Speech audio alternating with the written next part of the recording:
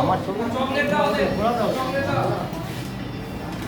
তোমাদের আঁকার পরে কুইজ হবে, এখানে কোশ্চেন বলতে পারি প্রায়, বুঝেছো? এই স্যারটা তোমাদের কুইজ করাবে, তোমরা এই ঘরে বসবে, এখানে কুইজ হবে, কুইজে কোশ্চেন বলবে আর ভালো ভালো গিফট পাবে, বুঝেছো?